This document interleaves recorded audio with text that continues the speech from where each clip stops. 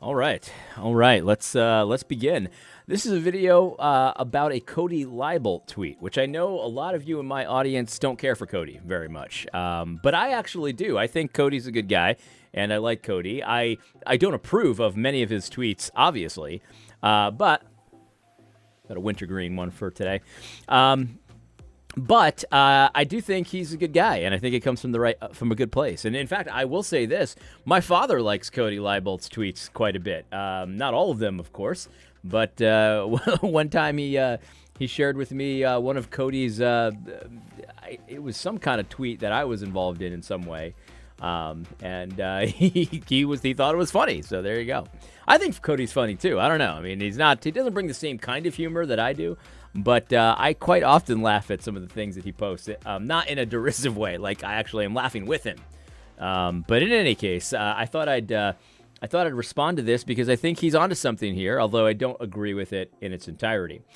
Here's what Cody Libolt says: Christian nationalism, the state of the debate. The discussion has degenerated. I guess I could see why he would say that. I disagree. I think the conversation is good, and I think it's in a healthy place.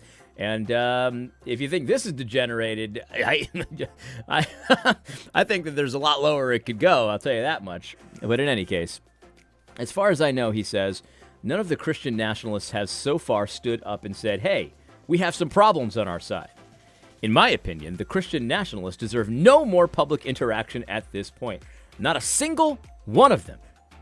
That is quite a statement, but that's okay. I'm okay with that. You don't have to interact with our stuff. It's really not a problem. I think it would be good if you interacted with our stuff. I think it would be beneficial. I think that taking this position assures that the discussion will degenerate, but it's okay with me because I don't have a problem with you, whether or not you take me seriously or you don't care or whatever. It all serves my purposes, so I'm okay. All right, let's continue. He says, you would be justified to block them all and completely ignore their requests for public dialogue. Again, really, I mean, again, he seems to be worried about the discussion degenerating. I don't really see how that solves anything, but hey, it's just my opinion, of course. He continues, he says, the best move at this point is to privately try to reason with our brothers in error. Well, at least he considers us brothers, and I really do appreciate that, because that is not a given these days. It's not a given. And so my hats go off to Cody Libolt. He says, try to help them see more context and at least slow down the rate of the errors they are making. Try to be a peacemaker and connect with people who have had a falling out. Try to show what they are missing as they overreach in their claims. I think all of that is good advice. There is not going to be a peace, and that is okay. He says, here is where I am at with this. There is not going to be peace, and that is okay. For the most part, the Christian nationalism guys lack wisdom and self-awareness. Most of them have little idea why their critics are concerned, and they are not curious to find out. I think we know a lot more about why our opponents are concerned, and I don't think we really care about that, because here's the thing, Doug Wilson in the most recent Room for Nuance thing says, we all have our audience, right? We all have our audience, and we know that when we have a kind of a specific audience, we're going to, make people fussy that are not in that audience. They're not going to hear it. They're not going to like it. They're not going to give us a hearing. And that's okay. We have our particular audience. And so a lot of the critics of Christian nationalism just really aren't my audience. It's just as simple as that. So I do know why the critics are concerned, and I'm okay with that. All right. They have no idea just how much of an upper hand their critics have in the debate. We have been holding back because we care about the reputations of many of these men, and we care about their hearts. Often, a godly man would rather be wrong than trying to seek justice against someone who insulted him. But we also have to be people who tell the truth. The discussion has played out, and tragically, we have seen that the hearts of many or most of the Christian nationalism guys are committed to this foolishness. We are probably not able to save them from the errors they are making, either about the issues themselves or about how to discuss the issues in a mature way. Yeah, so Michael O'Fallon said something like this on Twitter to me today, where he says that he tried to tell me about all of the problems in the movement that I've aligned myself with, and I didn't listen. That's what he says. He didn't listen. I pleaded. He says this a lot to different people. I pleaded with you, Doug, to do this and that, and you didn't listen. And it's not really the truth. Now, Michael did actually, reach out to me and to try to convince me to not be a Christian nationalist anymore because of the nefarious things that were going on behind the scenes and all this kind of stuff. And we talked for like an hour, maybe even more than that. And I did listen. But I didn't do what he wanted me to do. And in his mind, that's not listening, right? I mean, I did listen, but the problem was that his argument was full of innuendos that were very strange and a lot of weird assumptions and nefarious, things that I have no way to know if they're real or not. I mean, there just wasn't a convincing case. And furthermore, I haven't really aligned myself with anybody in any meaningful fashion, with the exception of the Moscow guys, because, of course, I'm on their podcast network. But I was on their podcast network even before I knew who Michael was. Or maybe that's not true, but right around the same time. And I've always been a theonomist. I've never not, as long as you've known me in my audience, I've always been a theonomist. I don't really talk about it because I don't really care so much for the terms. I mean, you can call me a theonomist and I'm not offended, but I don't need to own that. Like, I'm not trying to convince people to be a theonomist with me, and all of that. And my views on theonomy really haven't changed all that much. I'm not as wooden as I used to be when it comes to theonomy, and I'm less of a Christian Reconstructionist than I used to be. But basically, I believe the same things. Like, as long as you've known me, I believe that blasphemy laws are good, and that we should have blasphemy laws, for example, among other things. And I've never tried to hide it. I've always been open about it. I don't lead with it often, but we'll get to that in a minute, why I wouldn't lead with stuff like that. But it's out there. I mean, we publicly say these kinds of things, and we have for a very long time. So, it's like, you try to convince me to not be a theonomist anymore, and then I don't do what you say. That's not really the same thing as not listening. So anyway, we'll continue. So he says, what that leaves is this: pull back the front line. Man-to-man discussion and debate in public has been tried. It is no longer a priority. I'm not so sure that that's actually true, but it's okay. He says, call in the air support. It is time to start telling the full story here. What is the full story? A lot of the leading Christian nationalists believe in positions that, if they were clearly stated, would alienate them from ordinary Christians in churches across the country. It is time to bring these positions to light. He makes it seem like it's like very nefarious, right? Like that these are things that we're secretive about and all of that. And it's just not the case at all. I mean, I've always believed that adultery should be criminalized, that sodomy should be criminalized. I've always believed that, as long as you've known me, and I've never hidden it. I don't talk about it all the time because it's not appropriate to talk about all the time. It doesn't make sense to talk about it all the time. It's not the right context for it all the time. And then there's also another thing that kind of, we'll talk about it in a minute, that is a reason why you don't talk about it all the time, right? It's not about a Mott and Bailey. It's not about a bait and switch. It's about prudence and what is prudent for right now. This is why I'm no longer like a wooden theonomist as much as I used to be anyway. But he tries to make it seem really nefarious, like if only they were honest about this. Like, well, we write books about this. We do hundreds of videos about this. We tweet about it all the time. It's not that this is weird, nefarious thing, or we're being real secretive about it, and we don't tell anybody. It's very, very bizarre to present it this way. And it's Cody, you've asked me to tell you where you're not being fair. I think it's stuff like this that you're not being fair, because you make it seem like it's this sort of hidden, weird, secretive agenda, and really it isn't. It's very public. It's very open. We're very honest about it. I've done video after video. I've done my own videos. I've done other people's videos. Like you ask me about this, I'll be honest with you, and that's pretty much true across the board. But we'll get into this. Here's the positions. He says, it's not hard to defend traditional Americanism and to show that Christian nationalism is incompatible with it. That is where I see the discussion going next.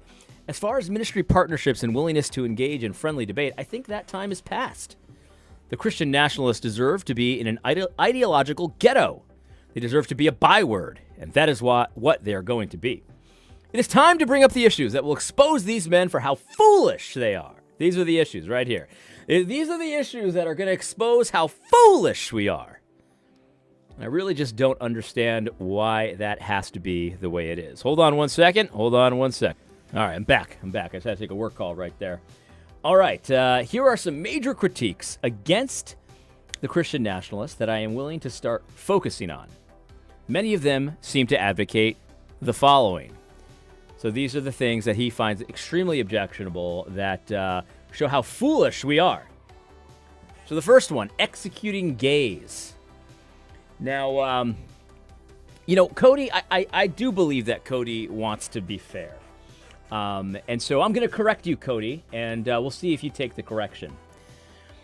But it's not the case that Christian nationalists want to execute gays. What we do want, though, is we want an acknowledgement that homosexual sexual acts are not an inalienable right, and they never have been, and they never will be. You could find that nowhere in nature. You could find that nowhere in the scripture. It's not something that's real. The right to sodomize each other is not an inalienable right. Nothing would make you think that. And so, yes, I think that in the ideal situation, sodomy and perverted sexual acts, we can just kind of all put that in the same bucket for right now. I mean, obviously, you've got to be specific, but this is not a comprehensive list here. Should be banned, should be outlawed, should be criminalized in the ideal world. Now, often people don't lead with that kind of thing because we also have to consider prudence, right? So if I became the emperor of the United States today, the kinds of acts that I would probably look at first would be, at the very least, to stop celebrating it by the order of law. So we wouldn't have, gay month, and we wouldn't fly pride flags and all of that kind of thing. And then I think what we should do is we should look at the law code and look at ways to incentivize traditional families, traditional sexual unions, and not recognize in any way, according to the law, perverted sexual unions and things like that. So we could do those things, and I think it would be very prudent to do those immediately. And then I think you got to let the states do their thing, right? You got to let the states do their thing. And I think that it's very clear that we should allow for states to criminalize homosexual acts. And this doesn't mean you put a camera into this, because a lot of times people like Cody will say, well, that would require a surveillance state and, you have secret police and cameras in every bedroom. And none of that. None of that. You don't need any of that stuff. It's more about things done publicly, things celebrated, things promoted. And that's what it's really about. So, no, you wouldn't need to do that. And so if two guys decided to, do the thing privately, and they didn't tell anybody about it, and it was kept in the back alleys and in secret, they'd be fine. But the minute that people start to flaunt it and start to be open about it, that has a degenerative effect on a nation, and so that can't be allowed. And so there's an issue of prudence here, right? What is doable and good to do right now versus what is the ideal situation? And I think a lot of problems happen when you start talking about ideal situations versus reality, and you need to weigh that. That's what wisdom is, right? You need to consider that kind of stuff. So, no, you've made a mistake here. It's not about executing gays. So I would trust that you won't make that mistake again, Cody, because that's really not what we advocate for. When it comes to criminalizing and executions and things like that, the specifics would be the act of sodomy, not being gay. Banning atheism. I think it's the same thing here. Banning atheism, how could you even do that? Banning, you can't get into someone's mind to see if they're an atheist or not. But what we can do is we can, again, have no special celebration for atheists, not allow promotion of atheism and things of that nature. So, again, it doesn't require a secret, monitoring or anything like that. It's just about, look, you don't have a seat at the table here. We don't care what your atheist Book of Wisdom says when it comes to deciding what we should do as a nation. We don't care because they are supposed the governing authority is supposed to work for God, is supposed to serve God, is supposed to be a deacon of God for executing vengeance upon the evildoer and to praise what is good. Like this is what the governing bodies are for. And so atheists don't get a seat at that table because who cares what an atheist thinks you should do? You should only be concerned with what God says you should do, what God says you should praise, and what God says you should punish. That should be the concern. And so banning atheism, it's a very strange one there, Cody. I think you should be corrected there as well. Banning atheism. Most Christian nationalists want to ban atheism. No. But they do want to suppress it. They don't want atheists to have a seat at the table. We don't care what atheists think a government should do because who cares what some random person who is so foolish that they can't even acknowledge the creator of the universe. They're the prototype of a fool. I think it would be foolish to allow the prototype of a fool to have a seat at the table of what you should do as a nation. So it's not about banning atheism, but it is about suppressing their influence on your culture because they're fools. So there's a second correction. Ending free speech.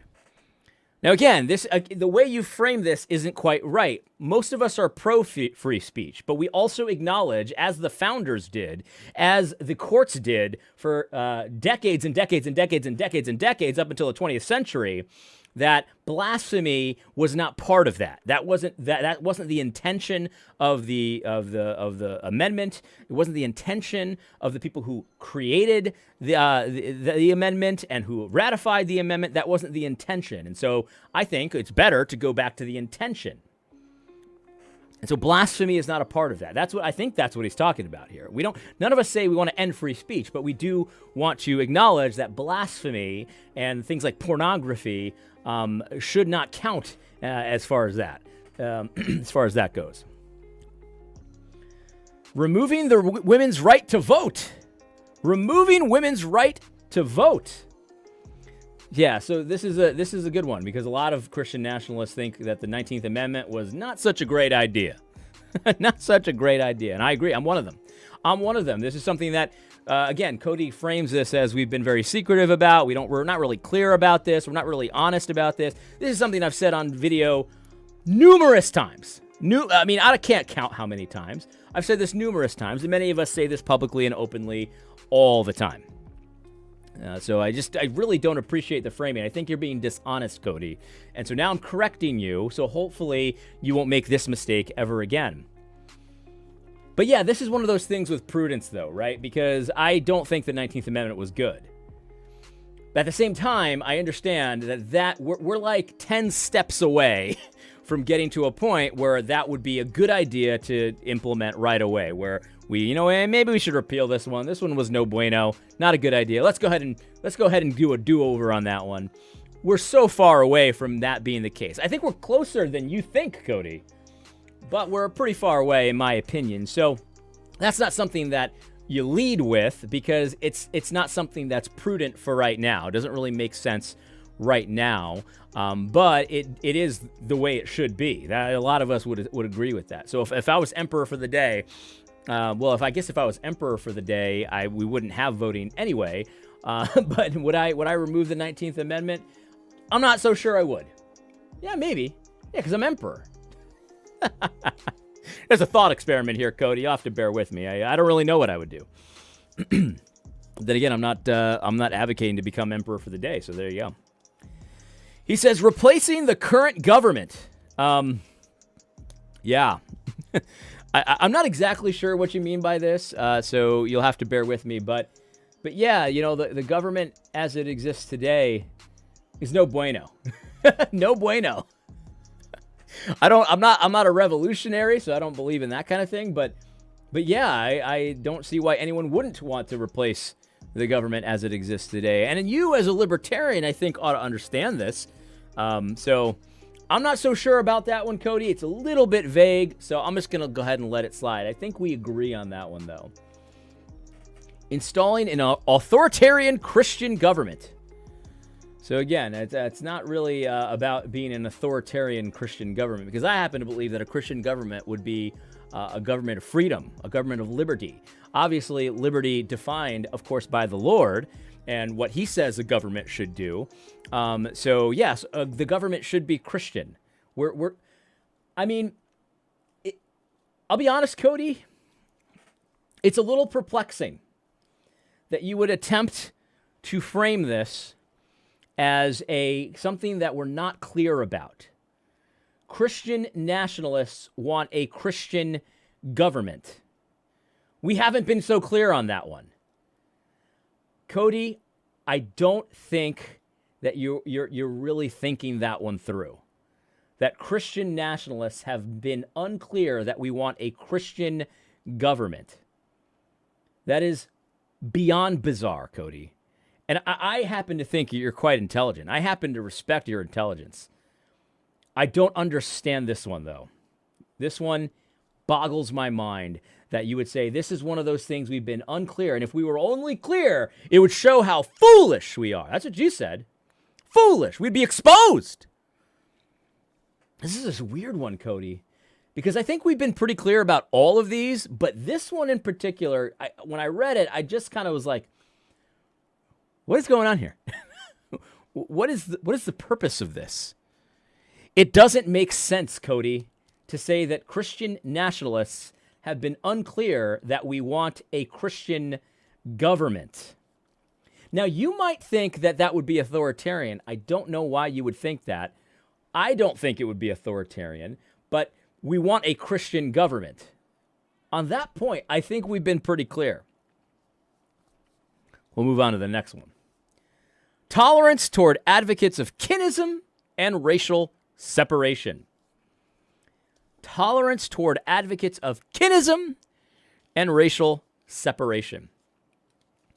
I think if I'm being generous here, what he means is that we aren't like calling them out all the time. We're not breaking fellowship with them. We're not saying they're the worst people in the world and all that kind of stuff, because he said the word tolerance, and that can mean a few different things. So I think that's what he means, and that is true. You know what I mean? I don't look at the Kinists and the racial separatists as the untouchables. I really don't. And it doesn't make sense, in my opinion, it doesn't make sense to do that, because I'm not a Kinist. I think that's pretty clear. I'm not one of these segregationists, but I also acknowledge that throughout history and even today, many nations are ethno-states. They're ethno-states. Israel is an ethno-state. Japan is an ethno-state. Ethiopia is an ethno-state. These are great countries. These are great nations that, well, depending on who you ask, I guess. Depending on who you ask. And they've got their prerogatives, and they can do what they want to do. And I don't see any reason to say, well, those Japanese, man, those guys, I mean, they're the worst people in the world. I got to separate myself from those Japanese. I have no reason to do that. It doesn't make sense to. So, yeah, I think this is what he means by tolerance towards advocates of kinism and racial separation. I think that people that are Kinists are mistaken, but it's not like I'm supposed to treat them as the unwashed. I'm supposed to treat them as lepers, essentially, and I don't really see a reason to do that, because if I was required to do that, you would think that you'd find some kind of instruction for doing that, and I just don't see that. I really don't. I've talked to Kinists, and I know what they believe, and I don't agree with some of the things they believe. But at the end of the day, I also recognize that they're not saying, "Oh yeah, you see those blacks over there? I mean, they can't even be saved. They're not. They can't even be. They can't even be welcome to the table." They don't say that. Well, at least not all of them. At least the ones I've talked to, I guess.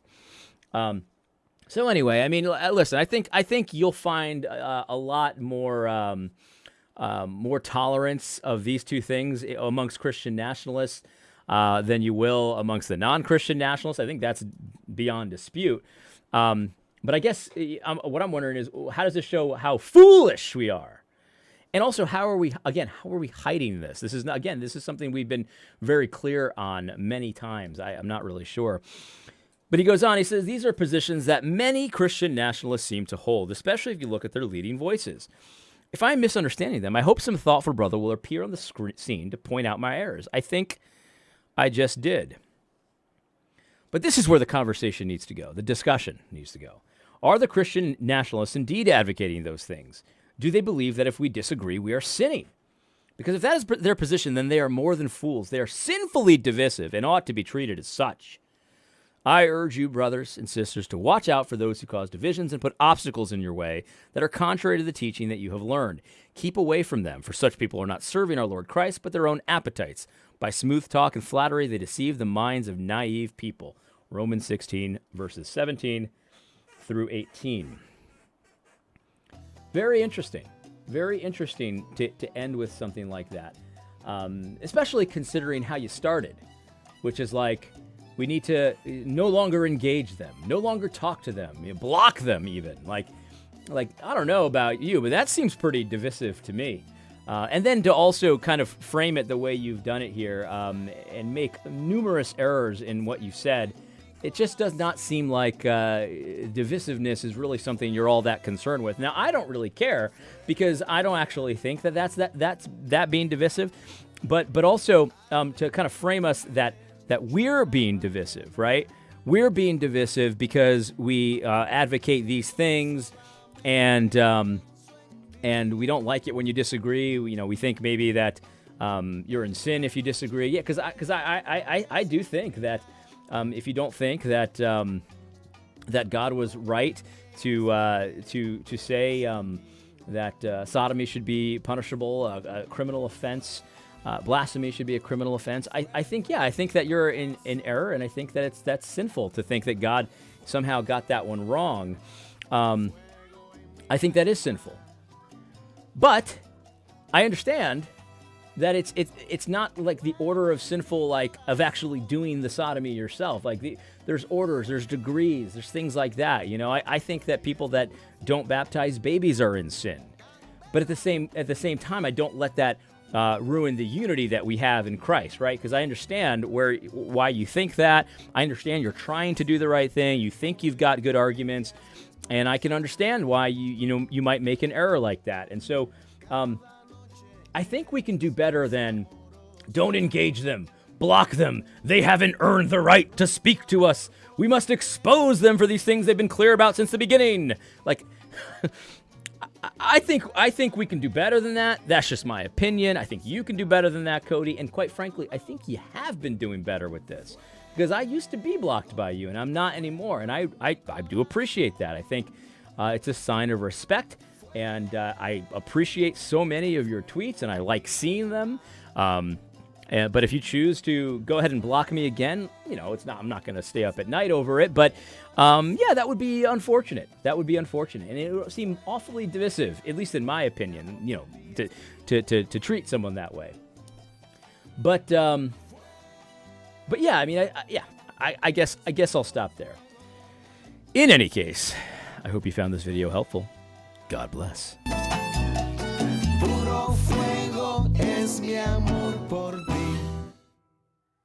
All right, so it's the next day. I was reviewing the video response I did to Cody's declaration of I guess the second stage of the war as he sees it, and I thought I wanted to add something to you, Cody, because once again I want to be totally clear. Like I tweeted this as well. Go for it. You know what I mean? Don't worry about my reputation when it comes to the 19th Amendment or any of the things on that list, because those are things that I've been very open about. I've spoken on numerous times. These are things that I've believed, maybe not all of them, but most of them, since you've known me, Cody. I've believed all of these things. And I think you know that, especially when it comes to things like criminalizing homosexuality or adultery and things like that. You and I have a little bit of a history there that I'm not going to get into here. So you know that I've believed that kind of thing for a very long time. But don't worry about my reputation, because I'm not. If I was worried about my reputation, I either A, wouldn't believe those things, or B, I wouldn't be public about them all the time, right? But what I felt like I wanted to add something, and that's why I'm doing this follow-up. It's not just me that's like this, Cody, because here's the thing. Like, you want to go DEFCON 5 on this and expose our secret beliefs, or at least our not so clear beliefs, which I don't understand why you think any of those things are not that clear. It could be, Cody, that what you mean is we're not clear by framing it the way you frame it. And again, that's really not honest either, because I would never say, and I don't believe, that I want to end inalienable rights. What's clear, though, Cody, is that I don't think that the inalienable rights that you believe in are actually even rights at all. Like, there's no right to sodomy, whether alienable or inalienable. There's no right to blasphemy, whether alienable or inalienable. There's no right to distribute and produce pornographic materials, whether alienable or inalienable, right? So we disagree on what rights even are, Cody. That's more clear. And so, yeah, if you're defining being clear by saying sodomy is an inalienable right and I'm against it, then I don't know what to tell you. That's not honest. That's not clear. That's not fair, in my opinion. I mean, do what you want to do. I'm not trying to stop you from saying whatever nonsense you want to say. But the thing is, like, you asked for us to correct you, and so this is me correcting you. But I'm not alone in this. This is the point. Like, you've commented on Stephen Wolf's book a lot. I don't know that you've read it, because I think I've seen tweets from you that say that you refuse to read it. So you can always say you never read it. But you should read it, because if you did, then what you would find out, and if you listen to Stephen's words, explaining the book, what you would find out is that when he's describing the Christian prince and the things that the Christian prince could do, which is just a stand-in for the Christian governing authority, what he's talking about is what's permissible according to natural law and according to Scripture, and really according to the Reformed tradition is what he's doing. What's allowable, not necessarily what should happen today. It's a book about theory as opposed to practically what should the United States do today, right now, in our current situation. And there's a difference there, and I think that's an important piece of clarity, right? What is permissible for the civil governing authority to do? You got to understand that before you can even start talking about what's wise to do, what's prudent to do. And so a lot of the things that you find particularly objectionable, those are things that are maybe permissible, but maybe wouldn't work in our multicultural context currently, because the reality is, whether you like it or not, that's what we have here in the United States. And so wisdom and prudence needs to know what's permissible, but also needs to weigh that against what the situation they find themselves in actually is. And so I think... if you're defining clarity by saying, hey, we're not honest because we're never telling you we want to execute gays, well, the reason why we're not saying that is because that's not actually what we believe a lot of the time. And so, and I'm sure there's some people out there that believe that, but very few. We actually believe something that is kind of similar, but not actually quite the same thing, and it actually makes a huge difference. And so I'm pretty sure that if we don't believe something, we really can't be accused of not being clear that we believe it, since we don't. And so I've tried to help you here, Cody, but honestly, do whatever you want to do, because even the way you framed them, I believe is going to help our positions grow in respectability. And we're moving the over. I mean, I think this is the fact. We're moving the Overton window big time, and it's still small. I'm not saying that we're a huge movement, but if you look at people that think, hey, maybe the 19th Amendment wasn't such a great idea. There's a lot more of us today than there were yesterday, and our numbers are growing every single day. And I'm sure that terrifies guys like you, but that's okay. I'm not too worried about that. Simple as that. So I guess what I would say, Cody, to you is, and this is old advice that I think probably would really help you in your mission to expose us, right? Try to be a little bit more clear about what we actually believe and actually say. And then if you want to, you can go ahead and make the case that, yeah, they believe that blasphemy isn't an inalienable right. And that's not true. Blasphemy is an inalienable right, and I'm going to prove it here. That would be a lot more difficult, But if you really do believe it, that would be a lot more helpful, I think, to the conversation. If you do truly want to help the conversation, I think that's what your intention is, and I think that's what you really want to do. That would be very helpful. If you could put me in my place and show me why sodomy isn't an inalienable right, that would be very helpful, I think, to the conversation. Or pornographic materials, distributing pornographic materials, or allowing the prototypes of fools, atheists, to be involved in very complex and wisdom requiring decision making. To allow fools to be involved in your complex wisdom requiring decision making as a nation. Tell me why that's a great idea. That would be helpful. That would be very helpful. But in any case, Cody, like I said, I hope you take this video as it's intended. I'm intended to help you not make the mistakes that you've consistently made again and again and again and again. Hope you found this video helpful. God bless.